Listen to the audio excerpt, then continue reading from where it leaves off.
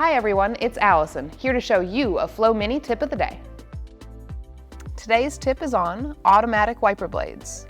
If your Mini has automatic wiper blades, you have a few different functions. You have auto and manual. Both of them are speed sensitive and they can be all enabled by the same switch. With this automatic wiper stock, you have a few different options. This one, you have off, which is where it's sitting now. You can push down once for a one-time swipe. Up one time will engage your automatic wipers. You can also adjust between fast and slow depending on the severity of the rain.